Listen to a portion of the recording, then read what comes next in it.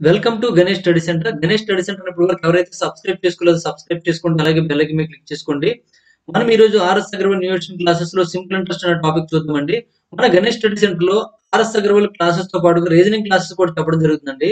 RS Agarwal classes లో RS Agarwal old book మనం చెప్తామండి. అలాగే RS Agarwal new edition and Kiran arithmetic classes కూడా చెప్పడం జరుగుతుందండి. ఆ క్లాసెస్ మీకు కావాలనుకుంటే Ganesh study centre contact number 8985020648 9346727921 అనే నంబర్ మీరు కాంటాక్ట్ చేయొచ్చు. లేదా గణేష్ స్టడీ సెంటర్ యాప్ ని మీరు ప్లే స్టోర్ నుంచి డౌన్లోడ్ చేసుకుని కూడా పూర్తి వివరాలు తెలుసుకోవచ్చు అండి.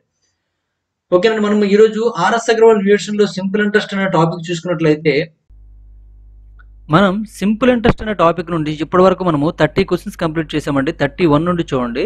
The interest on a certain deposit at 4.5% per annum is Rs 202.50 rupees in 1 year. How much will the additional interest in 1 year be the same deposit as 5% per annum అని ఇచ్చాడండి. ఒక నిర్దిష్ట డిపాజిట్ పై 5% per annum చొప్పున 5% per annum వద్ద వడ్డీ ఒక సంవత్సరంలో చూసుకున్నట్లయితే ఎంత వచ్చిందండి? 202 రూపాయల 50 పైసలు వచ్చిందండి. ఒక సంవత్సరంలో అదే డిపాజిట్ పై 5% వద్ద ఎంత అదనం అంటే ఇక్కడ ఎంత అదనమైందండి? పర్సంటేజ్ ఆఫ్ డిపాజిట్ ఎంత ఎక్కువైందండి? మనకు 0.5 ఎక్కింది కాబట్టి 0.5 మాత్రమే కనుక్కుంటే సరిపోతుంది అన్నమాట. డిఫరెన్స్ మనం కనుక్కోవాలి. ఓకేనండి, మనకి ఎప్పుడు కూడా ఇంట్రెస్ట్ రేట్ అనేది టీఆర్ పర్సెంట్ కాబట్టి టీ ఎంత అండి? 1 ఇయర్ అండి. చూడండి, టీ అనేది 1 ఇయర్ అండి. ఆర్ ఎంత అండి? 4.5 అండి. అంటే మొత్తం కలిపి మనం చూసుకున్నట్లయితే 1 × 4.5 అంటే 4.5 అవుతుందండి. 4.5% ఈజ్ ఈక్వల్ టు ఎంత అండి? 2002 రూపాయల 50 పైసలు అండి. అయినట్లే మనకి ఏం కావాలి? డిఫరెన్స్ మాత్రమే కావాలండి. అదనపు వడ్డీ కావాలి కాబట్టి డిఫరెన్స్ ఎంత అవుతుందండి? 4.5కి 5కి డిఫరెన్స్ 0.5 కాబట్టి 0.5 ఇంటూ సంవత్సరమే. ఒక సంవత్సరం అన్నట్టు ఇంటూ 1 అంటే మళ్ళీ 0.5 అవుతుందండి. కానీ 0.5% ఎంత? 4.9% 4.5% ఈజ్ ఈక్వల్ ఎంత అయినట్లయితే ఇది ఎంత కావాలి మనకి? ఏమవుతుందండి ఇప్పుడు? 0.5/4.5 ఇంటూ 202.50 అవుతుందండి. చూడండి, 0.51 అండి 9 అండి. ఎందుకంటే పాయింట్ తర్వాత ఒక నెంబర్, ఇక్కడ పాయింట్ తర్వాత ఒక నెంబర్ ఉంది. ఇక్కడ తీసేస్తే 5/45 అవుతుందండి. 5 1 5 9 అవుతుందండి. 9తో కట్ చేసినట్లయితే 9తో చూడండి, 9 2 18 అండి. ఇంకా 22 ఉంటుందండి. మళ్ళీ 9 2 18 అంటే 45 ఉంటుందండి. పాయింట్ పెట్టుకోండి. 9 5 45 అండి. ఎంత వచ్చిందండి? 22.50 వచ్చిందండి. కాబట్టి మనకు కావాల్సింది డిఫరెన్స్ అండి. డిఫరెన్స్ వచ్చిందండి ఎంత అండి? 22.50. కాబట్టి బి ఈజ్ కరెక్ట్ ఆన్సర్ అండి. క్వశ్చన్ నెంబర్ 32 చూడండి. A sum invested at 5% simple interest per annum grows to Rs 504 in 4 years. The same amount at 10% simple interest per annum in 2.5 years will grow to అని ఇచ్చాడండి. సంవత్సరానికి 5% సాధారణ వడ్డీతో పెట్టుబడి పెట్టిన మొత్తము 4 సంవత్సరాల్లో 504 రూపాయలు అయ్యిందండి. అంటే ఇది మొత్తం అని అర్థం అనమాట. ఇది ఏ అనమాట. 5% వడ్డీ చెప్పున 4 సంవత్సరాల్లో ఎంత అయిందంటే 504 రూపాయలు అయ్యిందండి. 2.5 సంవత్సరాల్లో సంవత్సరానికి 10% సాధారణ వడ్డీ వద్ద అదే మొత్తము ఎంత అవుతుందో మనకు కావాలండి.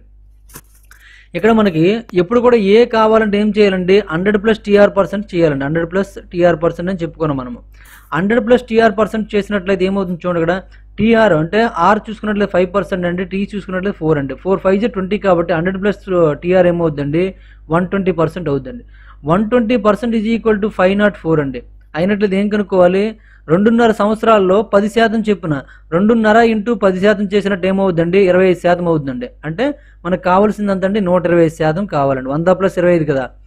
120% ఈజ్ ఈక్వల్ 504 అయినట్లయితే 125%, సారీ 120% 504 125% కావాలండి. అంటే 125/120 ఇంటూ 504 చేయండి. ఇప్పుడు చూడండి, ఏ టేబుల్తో పోతుందండి? 5 టేబుల్తో 525 అండి. 5 టేబుల్తో 5 2 5 4 24 అండి. ఇంకా మనకి ఇది 6తో పోతుందండి. ఇది 6తో పోతుందేమో చూడండి. ఇది కూడా 6తో పోతుందండి. 6తో 6 4 అండి. ఇది 6తో చూసుకున్నట్లయితే 6 8 48, ఇంకా 24 ఉంటుందండి. 6 4 అండి 24 అనమాట. మళ్ళీ 4తో చూసుకున్నట్లయితే 4 21 అండి. అంటే 25 × 21 అనమాట. 25 1 25 అండి. 5 2 25 2 50 అండి. 52 అండి. అంటే 525 అవుతుందండి. కాబట్టి 525 సి ఆన్సర్ అనమాట. సి ఈజ్ కరెక్ట్ ఆన్సర్ అండి. ఓకే అండి, చేసే విధానం అర్థమవుతుంది అనుకుంటాను నేను. ఇక్కడ ఏ అమౌంట్ ఇచ్చాడంటే అంటే టోటల్ అమౌంట్ అనమాట. ఇది టోటల్ అమౌంట్ కంటే ఏ ఈజ్ ఈక్వల్ 100 + TR% కాబట్టి 100 + TR% కనుక్కుంటే మనకి 100 + 20 అవుతుందండి, ఈజ్ ఈక్వల్ 120. ఇక్కడ ఏమవుతుందండి 100 + 25 అవుతుంది, ఎందుకంటే 2.5 అంటే 2.5 అండి ఇంటూ 10 అనమాట. ఏమవుతుందండి మొత్తం కలిపి 25 అవుతుందండి. ఆ 25 ఇక్కడ వేసుకున్నాం, 100 + 25 అంటే 120% అవుతుందండి. ఓకేనండి, ఈ విధంగా మనం ఆన్సర్ చేసుకోవచ్చు అనమాట. నెక్స్ట్ వన్ చూడండి, question number 33. If x, y, z are three sum of money such that y is the simple interest on x, z is the simple interest on y for the same time and at the same rate of interest, then we have అని ఇచ్చాడండి. ఇప్పుడు మీకు question చూడగానే అర్థమైపోతుందండి. X why జెడ్లు అనేవి 3 సమ్ములు. X అనేది చూడండి, why అనేది X మీద వచ్చే ఇంట్రెస్ట్ అనమాట, జెడ్ అనేది వై మీద వచ్చే ఇంట్రెస్ట్ అనమాట. ఆ విధంగా కాబట్టి మనకి మ్యాక్సిమం మనకు ఆన్సర్ అనేది మధ్యలో వై ఉంటుంది కాబట్టి ఇది ఆన్సర్ అయ్యే అవకాశం ఉందండి. చూద్దాం ఒకసారి.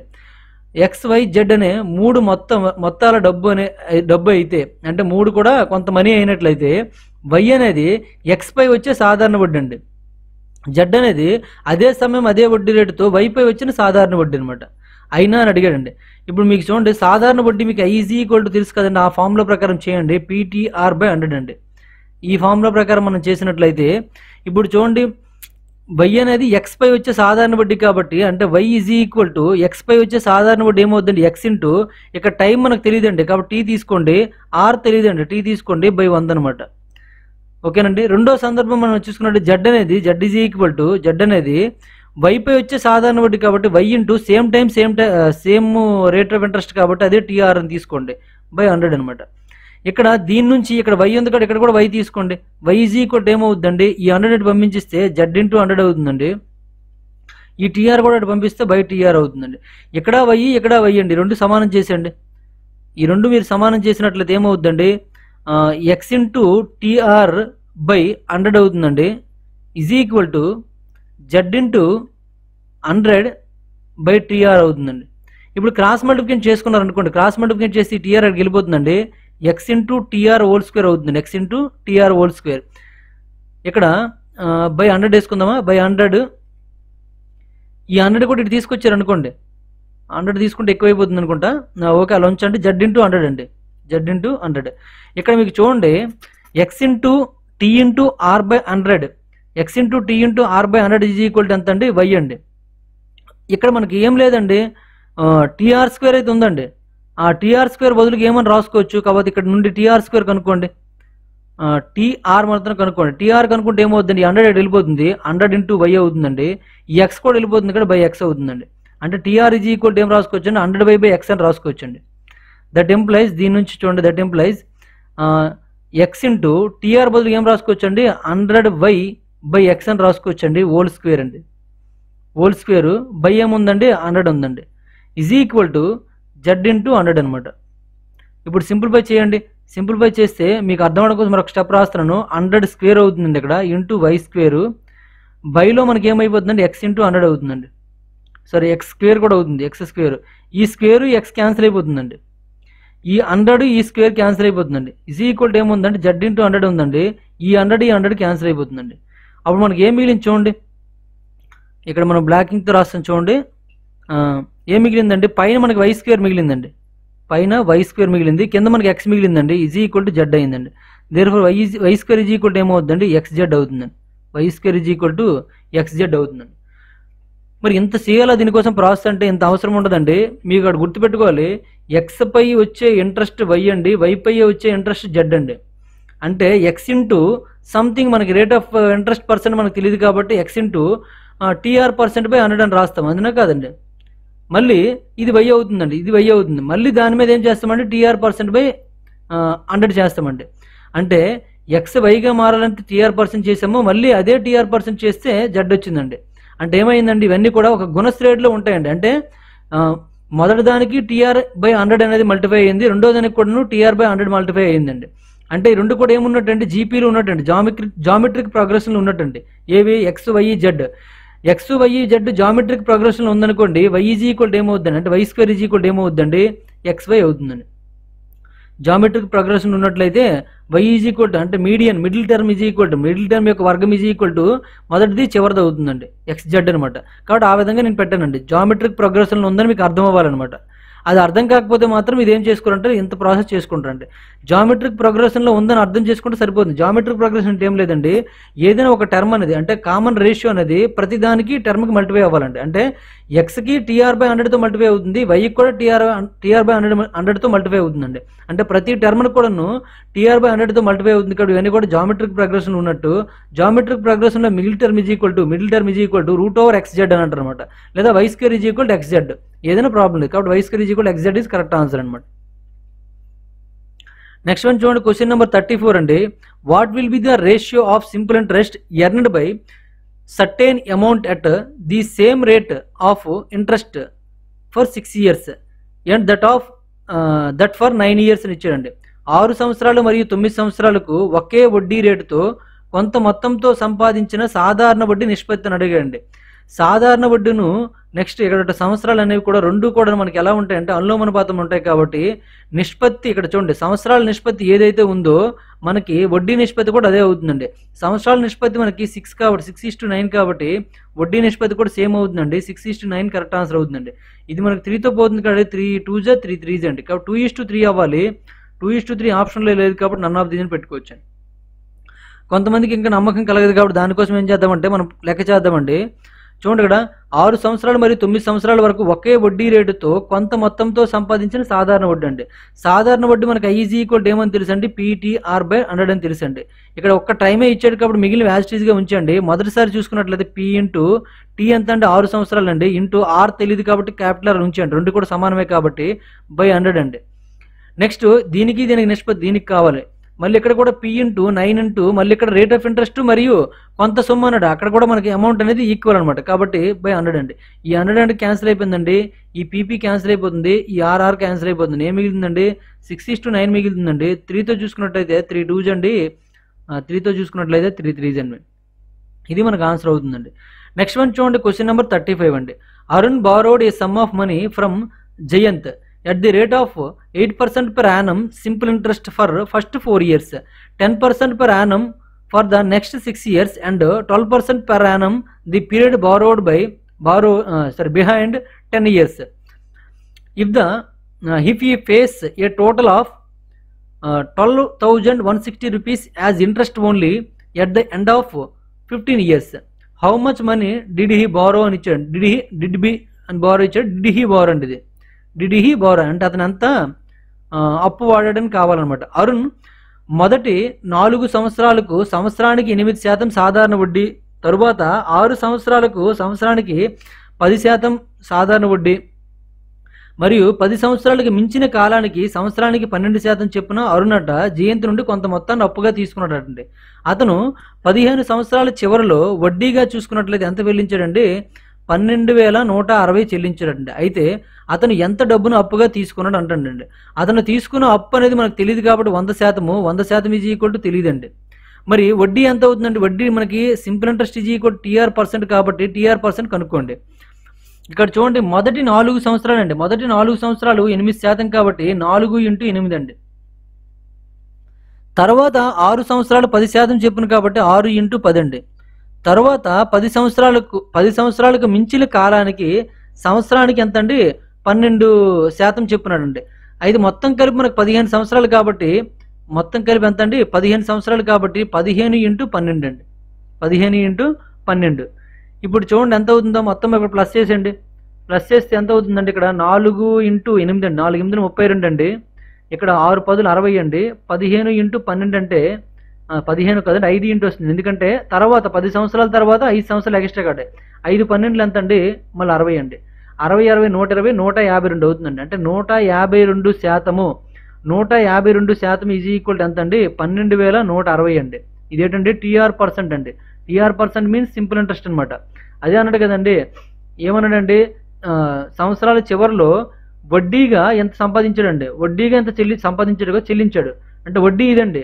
మరి ప్రిన్సిపల్ కావాలంటే P ఈజ్ ఈక్వల్ ఏమవుతుందండి, 100% అవుతుంది కదా. 100% ఈజ్ ఈక్వల్ ఎంత, 152 ఈజ్ ఈక్వల్ ఎంత అయినట్లయితే 100% కావాలి. కాబట్టి ఏమవుతుందండి, 100/152 × 12160 అవుతుందండి.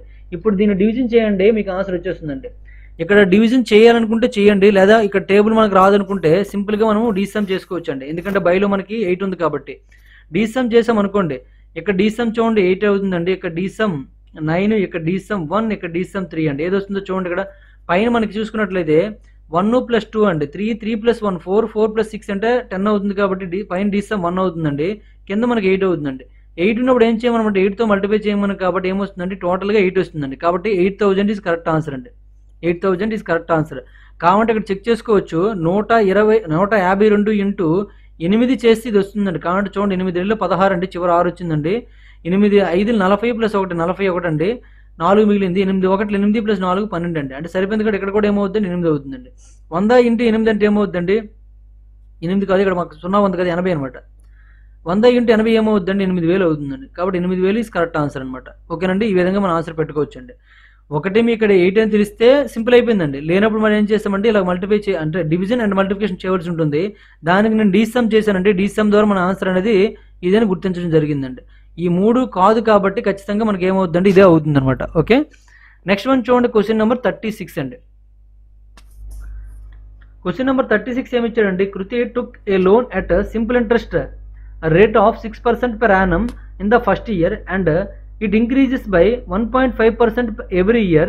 She pays Rs 8190 as simple interest at the end of 3 years. What was her loan amount అని ఇచ్చిండి. what was her loan amount అని ఇచ్చాడండి. ఇక్కడ చూడండి, సి పేస్ అంటే మొత్తం ఇక్కడ పే చేసింది అనమాట అర్థం. ఇక్కడ చూడండి, కృతి మొదటి సంవత్సరంలో 6% సాధారణ వడ్డీ రేటుతో రుణం తీసుకుంటాడండి. మరియు ప్రతి సంవత్సరం కూడా 1.5% పెరుగుతుందంట వడ్డీ రేటు. అంటే ఆమె 3 సంవత్సరాల చివరిలో చూసుకున్నట్లయితే 8190 చెల్లించగా ఆమె పొందిన రుణం అడిగాడండి. ఆమె పొందిన రుణం అనేది ఎక్స్ అనుకున్నట్లయితే మొదటి సంవత్సరం 6% చెల్లించింది అనుకోండి. 6% ప్లస్ ఏమవ్వాలండి, వడ్డీ అవుతుంది, అంటే అసలు అవుతుందండి. ఎక్స్ అనుకోవాల్సిన అవసరం లేదండి, ఎక్స్ అనుకోకుండా చేద్దాం. చూడండి, మొదటి సంవత్సరం 6% అండి, కాబట్టి 6%, 6 × 1 అవుతుంది, ఎందుకంటే ఒక సంవత్సరమే కాబట్టి. నెక్స్ట్ రెండో సంవత్సరం ఏమవుతుందండి, ఇది ప్రతి సంవత్సరం కూడా 1.5 పెరుగుతుందండి. 6 + 1.5 అంటే 7.5 అవుతుందండి. 7.5 × 1 ప్లస్ తర్వాత సంవత్సరం మళ్ళీ 1.5 పెరుగుతుంది కాబట్టి 7.5 + 1.5 అంటే ఏమవుతుందండి, 9 అవుతుందండి. 9 × 1 అనమాట. ఏమవుతుందండి, 6 + 7.5 + 9 అండి. మొత్తం కలిపితే ఎంత అవుతుంది చూడండి, మొత్తం 6 + 7 అండి, అంటే 13. 13 + 9 అండి, 22 అవుతుందండి. 22.5 అవుతుందండి, 22.5% అవుతుందండి. అంటే మీకు తెలియాలి 22.5% ఈజీ. చూడండి, వడ్డీగా కాబట్టి ఓన్లీ ఐ మాత్రమే తీసుకున్నాను. 22% ఈజ్ ఈక్వల్ ఇది అయినట్లేదు 100% కావాలండి. అంటే ఏమవుతుందండి, 100/22.5 × 8190 అవుతుందండి. ఇప్పుడు చేసినట్లయితే ఏమవుతుందండి, 1000/225 × 8190 అవుతుందండి. ఇక్కడ మనకి డీసమ్ అప్లై చేయడానికి అవకాశం లేదండి, ఎందుకంటే బైలో 9 ఉంది కాబట్టి కట్ చేసండి. 9తో ముందు కట్ చేసండి. 9తో చూసుకున్నట్లయితే 9తో 9 25 అండి. నెక్స్ట్ మళ్ళీ 9తో చూసుకున్నట్టు 9 9 81, 9 1 0 అండి, 91 వచ్చింది అనమాట.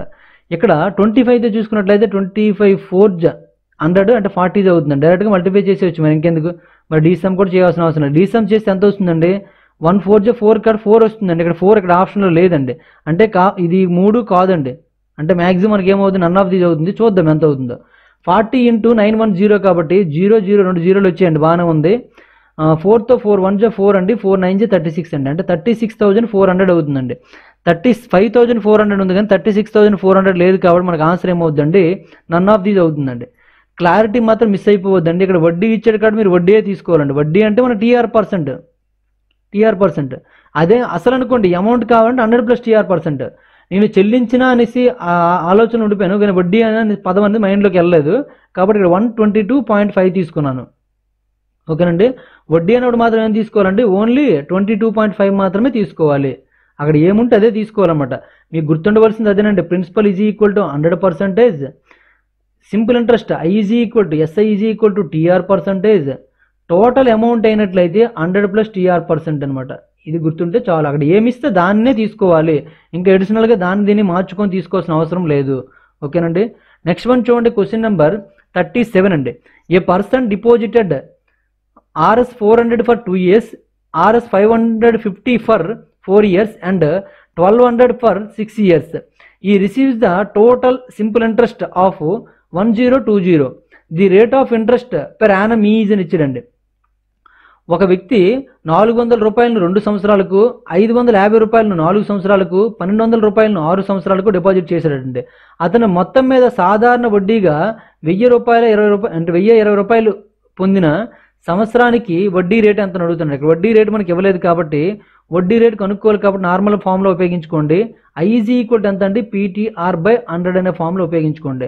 ఇక్కడ మనకి వేరు వేరు ప్రాఫిట్ అంటే ప్రిన్సిపల్ ఇచ్చాడు కాబట్టి ఉపయోగించుకోండి మంచిది అనమాట. 400 ఇంటూ టైం 2 అండి, ఆర్ తెలియదు కదా అలా ఉంచండి బై 100 అనమాట.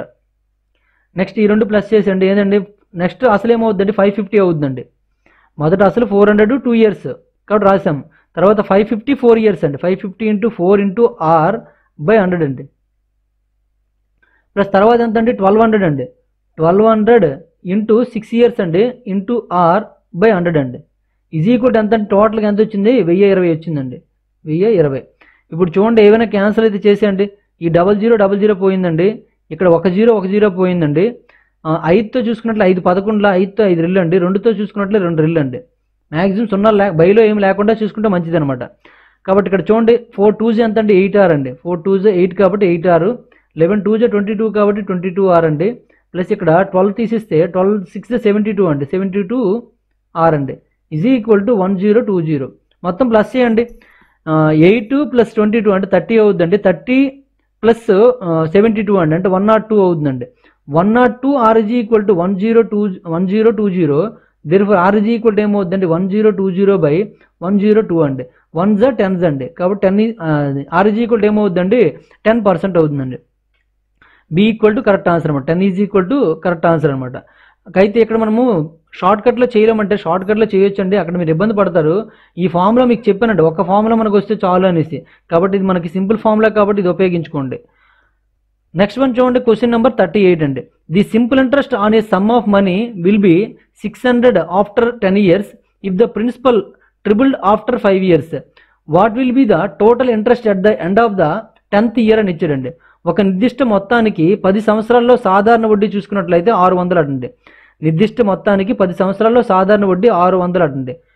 5 సంవత్సరాల తర్వాత ప్రిన్సిపల్ 3 రెట్లు పెరిగితే, 5 సంవత్సరాల తర్వాత ప్రిన్సిపల్ 3 రెట్లు పెరిగితే 10వ సంవత్సరం చివరిలో మొత్తం వడ్డీ ఎంత అడుగుతుండే, 10వ సంవత్సరం చివరిలో మొత్తం వడ్డీ ఎంత అడుగుతుండే. ఇక్కడ చూడండి, the simple interest on a sum of money will be 600 after 10 years అండి. అంటే 10 years తర్వాత సింపుల్ ఇంట్రెస్ట్ ఎంత అవుతుందంటే 600 అవుతుందండి. If the principal is tripled after 5 years. ఇక్కడ మీరు రేట్ ఆఫ్ ఇంట్రెస్ట్ అనేది అన్నింటిలో కూడా ఈక్వల్ మీరు తెలుసుకోగలగరండి. చూడండి అక్కడ మనకి ఏమి ఇచ్చాడు చూడండి, మరొకసారి క్వశ్చన్ చూడండి.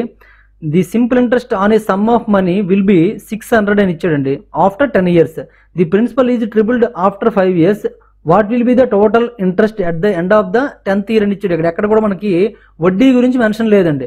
వడ్డీ గురించి మెన్షన్ లేదంటే వడ్డీ అంతా కూడా సమానము అని అర్థం అనమాట. అన్నింటిలో కూడా వడ్డీ సమానం అండి.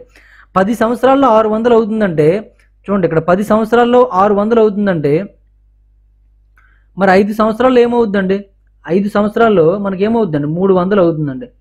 అంటే ఇక్కడ చూడండి ఏమన్నాడండి, if the principal is tripled after 5 years అండి. 5 years తర్వాత ఏమైందండి ప్రిన్సిపల్ అనేది 3 రెట్లు పెరిగిందండి. అంతవరకు 5 years వరకు కూడా ప్రిన్సిపల్ అలాగే ఉంటుంది కాబట్టి అప్పుడు 5 సంవత్సరాలకు వడ్డీ ఎంత అవుతుందండి 300 అవుతుందండి. కాబట్టి 300 ఇక్కడ తీసుకోండి. తర్వాత ప్రిన్సిపల్ అనేది 3 రెట్లు పెరుగుతుందండి. ప్రిన్సిపల్ 3 రెట్లు పెరిగింది అనుకోండి, అంటే పీ కాస్త 3 రెట్లు పెరిగిందంటే మరి వడ్డీ కూడా ఏమవుతుందండి 3 రెట్లు పెరుగుతుందండి. చూడండి, ఒక పీ ఉన్నప్పుడు ఎంత అండి 300 ఉండేదండి వడ్డీ 5 సంవత్సరాలకి.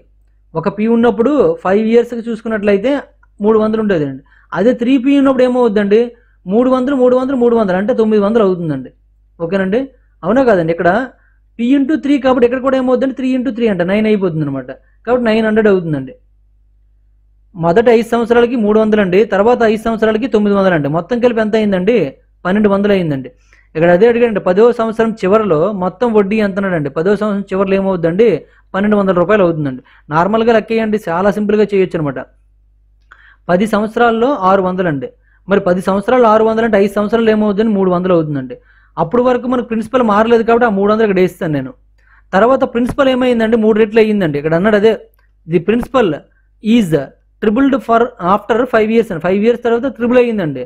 అప్పుడు వరకు ప్రిన్సిపల్ ఎంత ఉండేది, ఒక పిఏ ఉండేది అనుకోండి. ఒక పి ఉన్నప్పుడు ఏమైందండి 300 ఇంట్రెస్ట్ అండి 5 సంవత్సరాలకి. ఒక పి ఉన్నప్పుడు 5 సంవత్సరాలకి 300 అండి. అప్పుడు పి అనేది ట్రిపుల్ అయ్యిందండి, అంటే 3P అయ్యింది. 3P అయ్యిందంటే వడ్డీ కూడా ఏమవుతుందండి ఇంటూ 3 అవుతుందండి. అంటే 300 కాస్త 900 అవుతుందండి. ఇది 900. ఇది మొదట 5 సంవత్సరాలకి, ఇది తర్వాత 5 సంవత్సరాలకి అండి. మొత్తం కలిపి 1200 అనమాట. 10 సంవత్సరాలకి ఎంత అయిందండి 1200 రూపాయలు అయ్యిందండి. కాబట్టి 1200 ఈజ్ కరెక్ట్ ఆన్సర్ అనమాట. ఈ విధంగా ఆన్సర్ పెట్టుకోండి సరిపోతుంది. నెక్స్ట్ వన్ చూడండి, question number 39. The simple interest on RS 10 rupees for 4 months at the rate of 3 paisa per rupee per month is అని ఇచ్చాడండి. నెలకి రూపాయికి 3 పైసలు చెప్పిన 4 నెలలకు 10 రూపాయలపై సాధారణ వడ్డీ అంత అడిగాడండి. చూడండి, ఇక్కడ ఇది మన సాధారణంగా మన గ్రామాల్లో అప్పులు ఇచ్చుకున్నప్పుడు ఆ విధంగా రాస్తామండి. నెలకు రూపాయికి ఇంత అని రాసుకుంటాం, రూపాయికి అక్కడ ఎంత అనేది, లేదా 100 రూపాయలకని రాసుకుంటారండి ఎక్కువగా. నెలకు 100కి రూపాయి 50 పైసలు లేదా 2 రూపాయలు లేదా 3 రూపాయలు అనేసి వడ్డీ రాసుకుంటారండి. ఆ విధంగా మనం చేయాలన్నమాట. ఇక్కడ చూడండి, నెలకు రూపాయికి 3 పైసలు అండి. మీకు ఇక్కడ సింపుల్గా చేయొచ్చు చూడండి. ఒక నెలకు ఒక రూపాయికి 3 పైసలు అండి. ఒక రూపాయికి 3 పైసలు అండి. ఆ విధంగా లెక్కేసుకున్నట్లయితే మనకి ఎంతండి 10 రూపాయలండి. 10 రూపాయలపై నెలకి ఎంత కొనుక్కోండి ముందు. రూపాయికి 3 పైసలు కాబట్టి 10 రూపాయలకి చూసుకున్నట్లయితే ఏమవుద్దండి 10 × 3 అంటే 30 పైసలు అవుతుందండి. 30 పైసలు అవుతుంది. ఏదండి నెలకండి. ఒక నెలకు 30 పైసలు అండి. అలాంటి ఎన్ని నెలలు అండి 4 నెలలు అండి. ఒక నెలకు 30 పైసలు అయితే 4 నెలలకు ఏమవుద్దండి ఇంటూ 4 అవుతుంది కాబట్టి 30 × 4 అండి. అంటే ఏమవుద్దండి 120 పైసలు అవుతుందండి. 120 పైసలు మనం ఏం రాసుకోవచ్చు అండి, రూపాయి 20 పైసలు అని రాసుకోవచ్చండి. రూపాయి 20 పైసలు ఇస్ కరెక్ట్ ఆన్సర్ అండి. రూపాయి 20 పైసలు అనేది కరెక్ట్ ఆన్సర్ అవుతుందండి. ఈ విధంగా మనం ఆన్సర్ చేసుకుంటే సరిపోతుంది అనమాట. ఓకేనండి, మనం నోట్ లెక్కలా చేయాలండి. ఇంకా దానికోసం పెద్దగా కష్టపడకండి. ఓకేనండి, మొదట ఏం చేసామండి, రూపాయికి 3 పైసలు అండి. ఒక రూపాయికి 3 పైసలు కాబట్టి 3 పైసలు అని రాసామండి. తర్వాత ఏమన్నాడు 10 పైసలు కాదు, ఇది 10 రూపాయలపై అన్నాడండి. 10 రూపాయలపై కావాలి కాబట్టి ఒక రూపాయిపై 3 పైసలు అయినట్లయితే 10 రూపాయలపై ఏమవుద్దండి 30 పైసలు అవుతుందండి. ఈ 30 పైసలు ఎంతకంటే నెలకు మాత్రమే, అంటే ఒక నెలకు 30 పైసలు అయ్యిందండి. అలాంటివి ఎన్ని నెలలు అండి 4 నెలలు కాబట్టి 4 నెలలకు చూసుకోండి. 4 నెలలకు ఏమవుద్దండి 30 × 4 అనమాట. 34 ఎంత అవుతుందండి 120 అవుతుందండి. కాబట్టి 120 కరెక్ట్ ఆన్సర్ అన్నమాట. 120 పైసలు ఇవి. 120 పైసలు అనుకున్నట్లయితే దాన్ని మనం రూపాయల్లో మార్చుకున్నట్లయితే 1.20 అవుతుందండి. అంటే 1 రూపాయి 20 పైసలు అనమాట. 1 రూపాయి 20 పైసలు ఇస్ కరెక్ట్ ఆన్సర్ అండి. నెక్స్ట్ వన్ చూడండి, question number 40. An automobile financier claims to be lending money at simple interest, but he includes the interest every 6 months for calculating the principal. If he is charging an interest of 10%, the effective rate of interest becomes అని ఇచ్చాడండి. Automobile financier సాధారణ వడ్డీకి డబ్బు ఇస్తున్నట్టుగా పేర్కొన్నాడండి. కానీ ప్రిన్సిపల్ను లెక్కించడానికి ప్రతి 6 నెలలకు ఒకసారి వడ్డీని కలిపి లెక్కిస్తున్నాడండి. వడ్డీ అందులో కలిపేస్తున్నాడండి. అతను 10% వడ్డీని వసూలు చేస్తుంటే మొత్తం మీద ఎంత రేటు వడ్డీ రేటు ఎంత అవుతుందో అంటుండండి. మొత్తం మీద వడ్డీ రేటు మనకి ఎంత అవుతుందో కావాలండి. ఇతను 10% వసూలు చేస్తాను అంటుండండి. కానీ ఏం చేస్తున్నాడండి వడ్డీ అందులో కలిపేస్తున్నాడండి. వడ్డీ కలిపేస్తున్నాడంటే 10% అయిందంటే ఇక్కడ చూడండి సంవత్సరానికి 10% అండి. కానీ అర సంవత్సరం లెక్కేసుకోవాలండి. ఎందుకంటే ఆడు ప్రతి 6 నెలలకు కలిపేస్తున్నాడు అనమాట. ఒక సంవత్సరానికి చూసుకున్నట్లయితే ఇది మనకి కాంపౌండ్ ఇంట్రెస్ట్ సమ్ అండి. ఇక్కడ ఇచ్చాడు ఇక్కడ ఒక సంవత్సరానికి 10% అండి. మరి 6 నెలలకి ఏమవుతుందండి 6 నెలలకి 10లో సగం అవుతుందండి. అంటే 5% అవుతుందండి. 5% ఇంట్రెస్ట్ చెప్పిన కలుపుతున్నాడు అనమాట.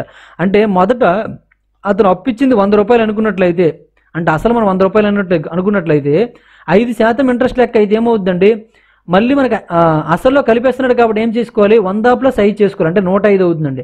105/100. అలాంటి సంవత్సరానికి 2 సార్లు జరుగుతుంది కాబట్టి మళ్ళీ 105/100 అవుతుందండి.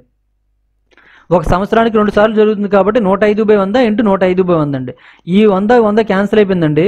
ఇక్కడ చూసుకున్నట్లయితే 5తో 5 20లు అండి. 5తో 5 21లు అండి. నెక్స్ట్ మళ్ళీ 5తో చూసుకున్నట్లయితే 5 4లు అండి. 5తో మళ్ళీ 5 21లు అండి. 21 × 21 ఏమవుతుందండి 441/4 అవుతుందండి. అంటే 4తో చూడండి 4 1 4 4 1 4 0 అండి. 110.4 అండి. 4 2 8 అండి, 4 5 20 అండి. అంటే 110.25 అవుతుందండి. మొత్తం మీద ఏమవుతుందండి 100 ప్లస్ 10.25 అండి. అంటే ఎంత అండి 10.25% ఇంట్రెస్ట్ వసూలు చేసినట్టు అర్థం అనమాట. కాబట్టి 10.25 ఈజ్ కరెక్ట్ ఆన్సర్ అండి. వాడైతే సంవత్సరానికి ఎంత అండి 10% వసూలు చేస్తానని చెప్తున్నాడు అండి బయట. కానీ ఏం చేశాడండి ప్రతి 6 నెలలకి వడ్డీ అనేది అసలు కలపడం వల్ల ఈ విధంగా అయిపోతుందండి.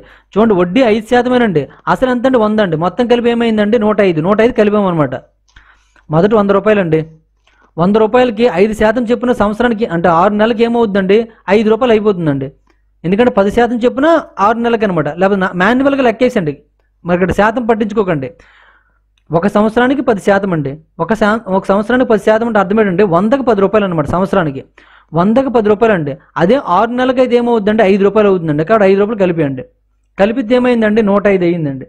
ఈ 105కి మళ్ళీ 5% పడుతుందాం కాబట్టి 105/100 అవుతుందండి. మరి 105/100 ఎందుకు వేశారని అనుకుంటారు మీరు. అంతే ఏమంటే అసలుకి కలిపేస్తున్నాడు అంటాడు. అంటే వడ్డీ అనేది అసలుకి కలిపేస్తున్నాడు కాబట్టి వడ్డీ 100 రూపాయలు, అసలు 5 రూపాయలు అండి. సరే వడ్డీ 100 రూపాయలు కాదు, అసలు 100 రూపాయలు అండి, వడ్డీ 5 రూపాయలు అండి. రెండు కలిపేస్తున్నాడు కాబట్టి ఏమవుతుందండి 105 అవుతుందండి. ఓకేనండి, అది గుర్తుపెట్టుకోండి. కాబట్టి ఆ విధంగా చేయొచ్చు అనమాట. ఇది మనకి ఇక్కడ కాంపౌండ్ ఇంట్రెస్ట్ ఇటువంటి క్వశ్చన్స్ వస్తాయంటే అక్కడ మీకు క్లారిటీ అయిపోతుంది. చూసుకుందాం అక్కడ. ఓకేనండి, అయితే ఇప్పటి వరకు మనం చూసుకున్నట్లయితే 40 క్వశ్చన్స్ కంప్లీట్ చేసామండి. ఈ క్వశ్చన్స్ అన్ని మీకు అర్థమైనట్లయితే ఈ వీడియోని లైక్ చేయండి, అలాగే కామెంట్ రూపంలో తెలియజేయండి. మరిన్ని వీడియోస్ కోసం గణేష్ స్టడీ సెంటర్ని సబ్స్క్రైబ్ చేసుకోండి. Thank you for watching.